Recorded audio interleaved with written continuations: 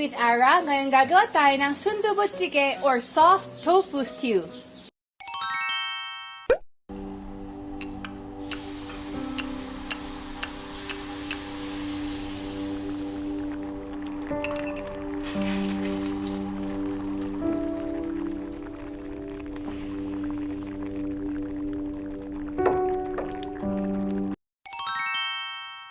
As you have seen on our video, the one that ginawa ni Park Seojoon, it was a very heartwarming bowl of soup, which is the soft tofu stew.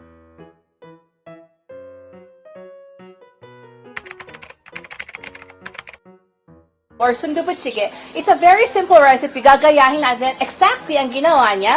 But, of course, we first need our ingredients, which is our tofu, our bean curd or taho. This is around 1 pack and it's around 1 cup. And you need a tupegi, which we call it the clay pot, or actually any kind of caldera you can use. And first, as we make, mag-chop muna tayo ng ating mga kailangan. First, we'll cut our onions, white onions siguro isa, and 1/3 cup of spring onions. So let's cut.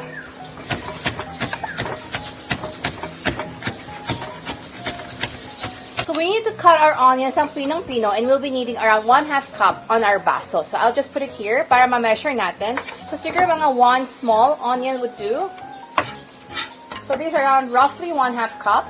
And then we'll be cutting our spring onions. Spring onions or leeks, whatever you have in the house, you can use. Ang kailangan lang natin is very konti lang, mga 1/3 cup. We'll cut it very pinong-pino rin.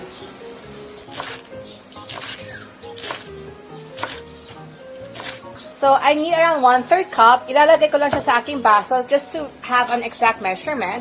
So, this is around 1/3 cup. So, this is gonna be the base of our sauce that we're gonna use for our sundubu jjigae.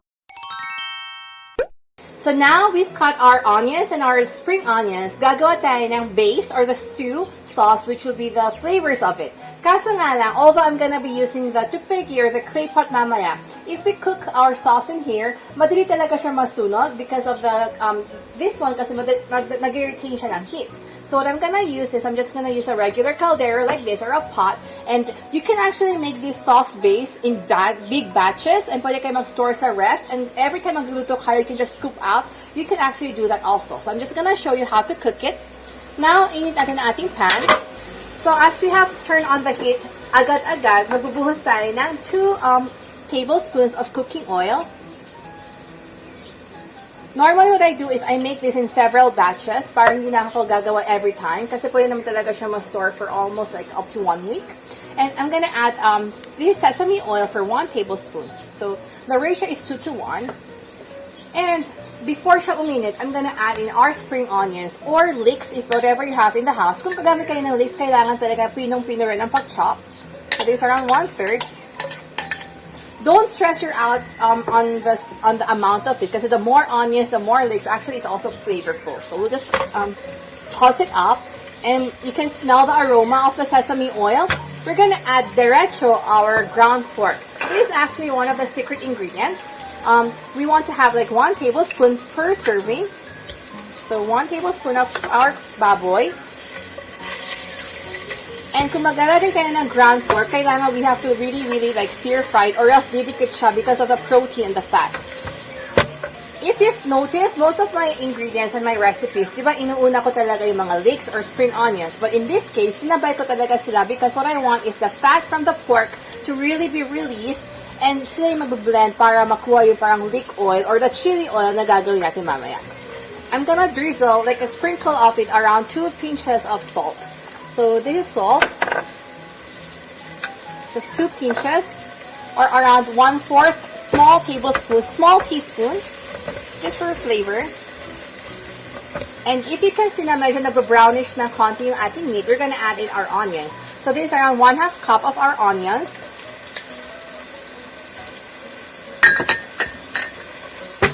And before I fully retain the heat, before maging parang totally transparent yung ating onions, mag-add na ako ng ating garlic. So this is 1 tablespoon of minced garlic.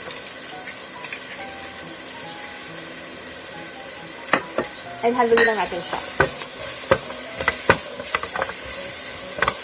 And I will just cook it siguro mga couple minutes until medyo mag-transparent, medyo talaga luto-luto yung ating onions.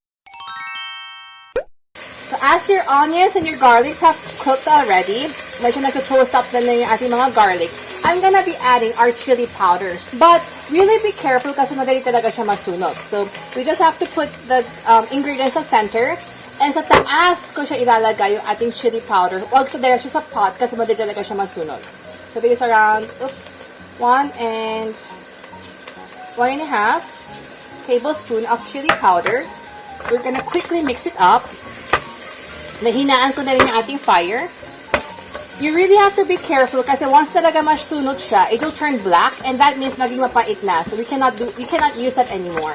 So we just really have to toss it up.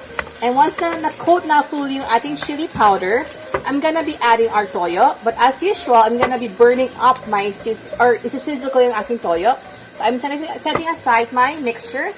And I'm gonna need around 1 tablespoon of toyo. Lalaksa ko ulit yung fire. And I'm gonna put the toyo on the side of my pot. And as you've seen, I'm not really after the saltiness of the toyo. I'm after the scent, yung bango ng toyo after it sizzles. So I'm just giving it a little sizzle. And then, imimix ko siya sa aking mixture. Just to coat yung parang flavor ng toyo niya. I'm gonna be also adding our sugar. So, this is sugar, around 1/2 teaspoon lang. So, very konti. So, siguro sa isang malaking pot, mga 1/3 lang. And I'll turn up the fire. So, this is gonna be the base for my SUNDUBU JJIGAE or soft tofu stew. You can make this in big batches, store them up in different packets. So, every time kailangan kayo magluto, just kuha na lang tayo ng 1/2 cup just for our each serving. So, this is the secret recipe of it. Ngayon, gagawa na tayo ng ating sundubu on our clay pot.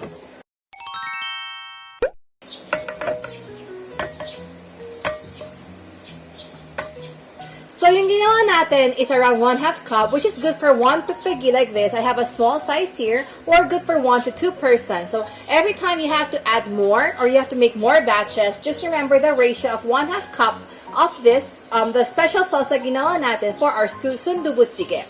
Ngayon, gagawa na tayo. Once we have this, it's gonna be as fast as 5 minutes. So, I'm gonna turn on my fire.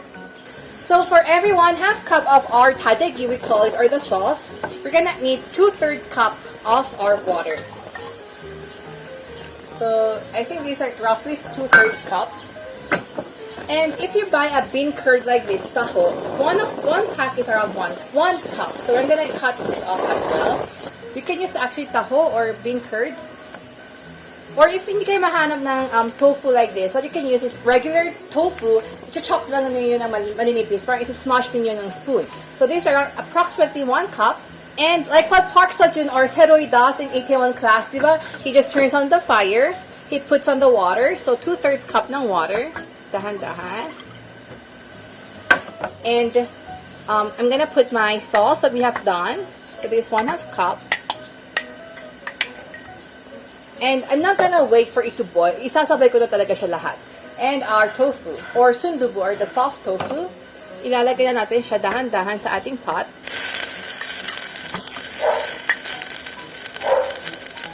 As you can see, it's a big bulk of tofu. So, with your spoon, hati natin siya ng konti. Siguro mga around 4 to 5 cuts para magluto yung loob niya. So, ngayon pinakulo ko siya around mga 4 to 5 minutes. You can see nabuboil na siya. It's an option for you if gusto nyo ng may egg. So, if you wanna have an egg, add na natin siya ngayon. Okay.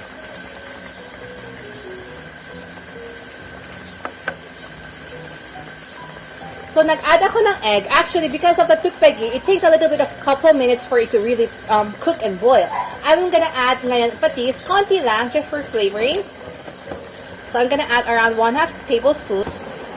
Just turn around.